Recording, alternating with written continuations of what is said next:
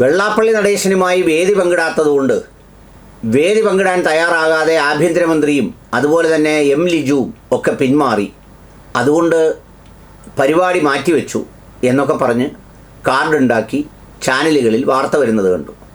അപ്പോഴേക്കും മറ്റ് ചില പ്രൊഫൈലുകളിൽ, ചിലരുടെ പ്രൊഫൈലുകളിൽ നിന്ന് അത് KPCC യോഗം നടക്കുന്നത് കൊണ്ടാണ് അവർ വരാതിരുന്നത്, അതുകൊണ്ട് തന്നെ മറ്റൊരു ദിവസത്തേക്ക് ആ പരിപാടി മാറ്റിവെച്ചിട്ടുണ്ട്, കേരള കൗമുദിയുടെ ആഭിമുഖ്യത്തിൽ നടത്തുന്ന ഒരു പരിപാടിയാണ് എന്നൊക്കെ പറഞ്ഞാണ് മറ്റൊരു സംഗതിയിലുള്ളത്.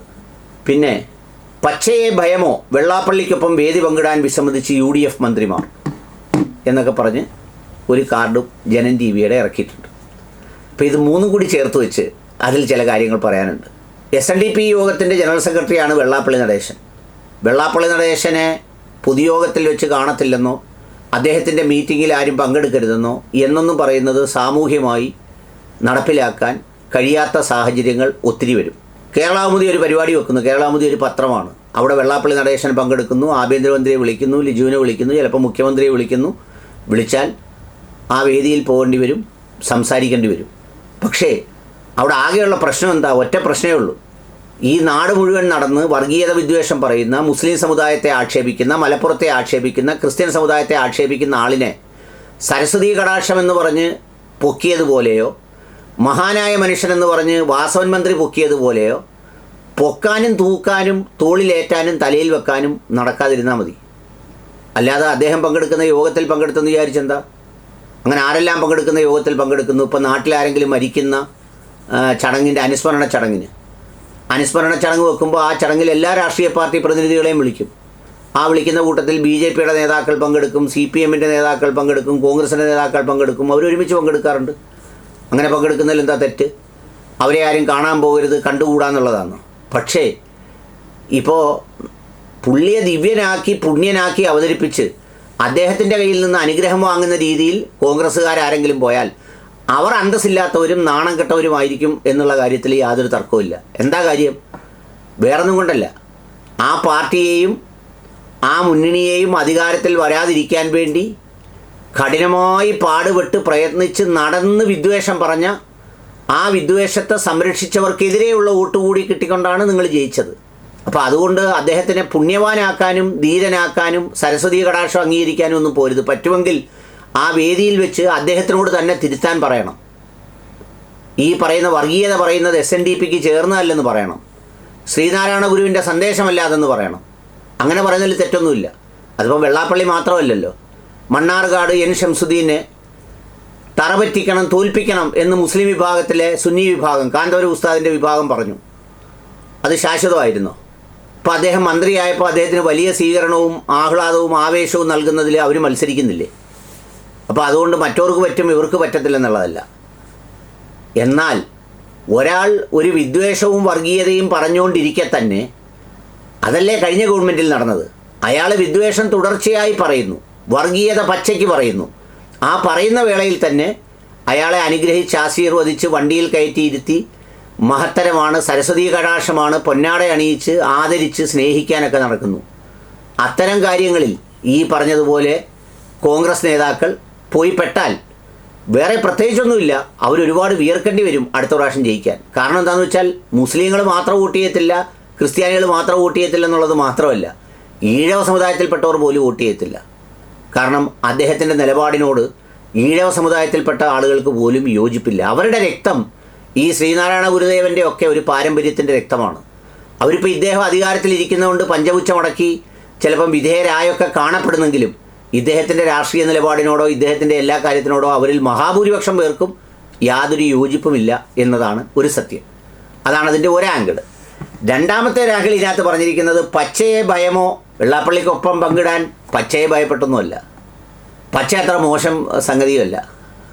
പങ്കെടുക്കാതിരുന്നതിൻ്റെ കാരണം ഈ പറഞ്ഞതുപോലെ അവർക്ക് KPCC യോഗം ഉണ്ടായിരുന്നു. അതിൽ അന്ന് മാത്രമല്ല, ഒരു പല പരിപാടിയിലും പങ്കെടുത്തില്ല എന്ന് വിചാരിച്ച് ഇനി അവർ വെള്ളാപ്പള്ളിയോടൊപ്പം ഏതെങ്കിലും പരിപാടിയിൽ പങ്കെടുത്തു പോയാൽ ഭയങ്കര സംഭവമായിട്ടൊന്നുമല്ല. അതൊക്കെ BJP ആഗ്രഹിക്കുന്നുണ്ട്. അതൊക്കെ എന്ന് വെച്ചാൽ അതിരൂക്ഷമായൊരു ഏറ്റുമുട്ടൽ. ഇപ്പോൾ കഴിഞ്ഞ തവണ തന്നെ വെള്ളാപ്പള്ളി നടന്നെന്ന് പറഞ്ഞപ്പോൾ കുഞ്ഞാലിക്കുട്ടിയും സാദിഖലി തങ്ങളും ഒന്നും അതേ ഭാഷയിൽ മറുപടി പറയാതിരുന്നതിൽ ഏറ്റവും കൂടുതൽ വിഷമിക്കുന്നത് BJPയും CPM-ഉമാണ്. അങ്ങനെ അതേ ഭാഷയിൽ മറുപടി പറഞ്ഞിരുന്നെങ്കിൽ അതൊന്ന് കത്തിച്ച് ആ ചൂടിനകത്തൊരു മുട്ട പൊരിച്ചെടുക്കാം എന്ന് വിചാരിച്ചിട്ട് അവർ കത്തിക്കാൻ നിന്നു കൊടുത്തില്ല. അവരൊക്കെ സ്റ്റൗ അണച്ച് അവരുടെ വഴിക്ക് പോയി. അതുകൊണ്ട് അതുപോലൊന്ന് കത്തിക്കാനാണ് ഈ നോക്കുന്നത്. പിന്നെ പച്ച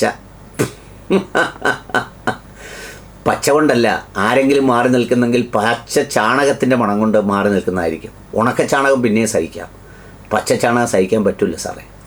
അതുകൊണ്ടായിരിക്കും ആളുകൾ ആരെങ്കിലും അകലം പാലിക്കുന്നെങ്കിൽ പാലിക്കുന്നത്. പച്ച ചാണകം വലിയ പാടാണ്, കേരളത്തിൽ വലിയ പാടാണ് അത് വിറ്റെടുക്കാൻ. അപ്പോൾ അതുകൊണ്ട് പച്ച ചാണകം കൊണ്ടായിരിക്കും ആരെങ്കിലും അകലം പാലിക്കുന്നത്. പച്ചയെന്ന് പറഞ്ഞാൽ നല്ല മനോഹരമായ നിറമല്ലേ, ഹരിതാഭയുടെ നിറം, green signal, everything is cleared, everything is fine, you are okay എന്നൊക്കെ കാണിക്കുന്നതാണ് പച്ച നിറം. ആ പച്ച നിറത്തെപ്പോലെ പോസിറ്റിവിറ്റിയുള്ള വേറൊരു നിറം ഏതാണുള്ളത്? പിന്നെ എന്തിനാണ് പച്ചയെ ഭയപ്പെടുന്നത്? ചുവപ്പിനെ ഭയപ്പെടണം, അല്ലെങ്കിൽ മറ്റതുപോലെ പല നിറങ്ങളെയും ഭയപ്പെടണം. പച്ചയെ ഒന്നും ഭയപ്പെടാനില്ല. പച്ച is green signal, positive signal, greenery signal, go head signal, you are okay signal ഒക്കെയാണ് പച്ച. പിന്നെ ഉദ്ദേശിച്ച പച്ചയുണ്ടല്ലോ, ജന ഉദ്ദേശിച്ച പച്ച, ആ പച്ചയുടെ പ്രസൻസും വേണമെങ്കിൽ നമുക്കൊന്ന് പരിശോധിക്കാം. നിങ്ങളൊരു നാടെടുക്കുക, ഈ പറയുന്ന പച്ചകൾ കൂടുതലുള്ള ഒരു സ്ഥലം, വേറൊരു നാടെടുക്കുക, പച്ചകൾ തീരെ കുറവുള്ള ഒരു സ്ഥലം. എന്നിട്ട് ഈ പച്ചകൾ കൂടുതലുള്ള സ്ഥലങ്ങളിൽ കാണുന്ന ഡെവലപ്മെൻറ്റ് ഇൻഡിക്കേറ്റേഴ്സും സൂചനകളും ഒന്ന് പരിശോധിക്കുക. ഹോട്ടലുകളുടെ എണ്ണം, കച്ചവട സ്ഥാപനങ്ങളുടെ എണ്ണം, വാഹനങ്ങളുടെ എണ്ണം. ഇതെല്ലാം വരുമ്പോൾ എന്താ സംഭവിക്കുന്നത്? വാഹനങ്ങൾ വരുമ്പോൾ കുറേ ഡ്രൈവർമാർക്ക് ജോലി കിട്ടും, ഹോട്ടലുകൾ വരുമ്പോൾ അവിടെ കുറേ പണിക്കാർക്ക് ജോലി കിട്ടും. പിന്നെ അതുപോലെ തന്നെ മറ്റ് പല കാര്യങ്ങളിൽ, ഒരുപാട് കാര്യങ്ങളിൽ അതിൻ്റെ സൂചനകൾ എടുത്തു നോക്കുക. നല്ല ആശുപത്രികളുടെ സാന്നിധ്യം, അനാഥ മന്ദിരങ്ങൾ, അഗതി മന്ദിരങ്ങളുടെ സാന്നിധ്യം, ഉപേക്ഷിക്കപ്പെടുന്ന അച്ഛനും അമ്മമാരുടെയും സാന്നിധ്യം എത്ര ഉണ്ട്? പച്ച കൂടുതലുള്ളിടത്താണോ അതുള്ളത്, പച്ച കുറവുള്ളിടത്താണോ? സൗദി അറേബ്യയിൽ നിങ്ങൾ പോയാൽ വാപ്പയും ഉമ്മയും ഉപേക്ഷിക്കുന്ന ഒരു സ്ഥാപനം നിങ്ങൾക്ക് കാണാൻ പറ്റില്ല. പച്ചകൾ കൂടുതലുള്ള സ്ഥലമാണ്. അതാണ് പച്ച എന്ന് പറയുന്നത്. അങ്ങനെ ഏത് ഇൻഡിക്കേറ്റേഴ്സ് വേണമെങ്കിലും എടുത്തു നോക്കാം. വ്യവസായം, വാണിജ്യം, കച്ചവടം, കട, ബേക്കറി, വെറൈറ്റി ഫുഡ്, ഇതൊക്കെയാണല്ലോ ഈ ഭൂമിയിലെ നന്മകൾ എന്ന് പറയുന്നത്. പിന്നെ അറിഞ്ഞോ അറിയാതെയോ ഒക്കെ എല്ലാവരും അല്പം പച്ചത്തങ്ങളൊക്കെ എല്ലാവർക്കും സംഭവിക്കും. പച്ചയുടെ ഒരു പ്രത്യേകതയാണല്ലേ ഈ സുന്നത്ത് കല്യാണം. മിക്കവാറും എല്ലാ പച്ചകളും അത് ചെയ്തിട്ടുണ്ടാവും. വളരെ സവിശേഷമായ അത്യാപൂർവങ്ങളിൽ അപൂർവമായ ചില അസുഖങ്ങളില്ലാത്തവർ ഒഴിച്ച് എന്ന് പറഞ്ഞു കഴിഞ്ഞാൽ ഈ ബ്ലഡ് ക്ലോട്ട് ആകാതിരിക്കുന്ന വളരെ അപൂർവമായ രോഗമുണ്ടല്ലോ, അത് വരാത്തവർ. ആ പച്ചകളുടെ സ്വഭാവം പച്ചയല്ലാത്തവരും ഇപ്പോൾ ഒരുപാട് പേര് ചെയ്യേണ്ടി വരുന്നുണ്ട്. എന്നാൽ ചെയ്തവരുടെ മുന്നിലേക്ക് വീണ്ടും ആ ഛേദിച്ച ഭാഗം കൊണ്ടുവെക്കേണ്ട ഒരു സാഹചര്യം ഇതുവരെ വൈദ്യശാസ്ത്രത്തിന് പോലും ഉണ്ടായിട്ടില്ല, തിരിച്ചുണ്ടായിട്ടുണ്ട്. പിന്നെ മുഖവും മൂക്കും ഒക്കെ മറയ്ക്കുന്നത് ചില പച്ചകളുടെ ഒരു പ്രത്യേകതയാണ്. നമ്മൾ കോവിഡ് വന്നപ്പോൾ നമ്മളെല്ലാം പച്ചകളുടെ ഒരു സ്വഭാവമാണ് കാണിച്ചത്. മൂക്ക് മൊത്തം മറച്ച് കണ്ണ് മാത്രം കാണിച്ചുകൊണ്ടാണ് നമ്മൾ നടന്നത്. നല്ല വെയിൽ വരുമ്പോൾ സാധാരണ തലയിൽ തട്ടമിടാറുണ്ടല്ലോ പച്ചകൾ. നല്ല വെയിൽ വരുമ്പോൾ എല്ലാവരും തലയിൽ തട്ടമിടും. നല്ല വെയിലത്തൊരു ജാഥ പോയാൽ നമുക്ക് തോന്നും പച്ചകളുടെ ജാഥയാണെന്ന്. കാരണം എല്ലാവരും തലയിൽ വെയിലടിക്കാതിരിക്കാൻ തട്ടമിടുന്നതാണ്. പിന്നെ ഇപ്പോൾ പുതിയ ഡിസൈനിൽ ഞാൻ കണ്ടപ്പോൾ ഒരു സംഗതി ഇവിടെ കണ്ടു.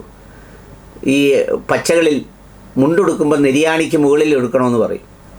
ഇപ്പോൾ സ്ത്രീകളടക്കം നെരിയാണിക്ക് മുകളിലാണെന്ന് തോന്നുന്നു ഈ ചുരിദാറിൻ്റെയൊക്കെ വസ്ത്രം ധരിക്കുന്നത്. അങ്ങനെ പച്ചകളുമായി ബന്ധപ്പെട്ട ഒരുപാട് സംഗതികൾ പലപ്പോഴും ജീവിതത്തിലൊക്കെ ഉണ്ടാവാറുണ്ട്. അപ്പോൾ അതുകൊണ്ട് അങ്ങനെ പച്ചകളുടെ ഒരുപാട് പൊതു സംഗതികളൊക്കെ ഇവിടെയും ഉണ്ടാവാറുണ്ട്. അതുകൊണ്ട് പച്ചയെ പരിഹസിക്കരുത്. പച്ച നല്ലൊരു നിറമാണ്, അത് മറക്കാതിരിക്കുക.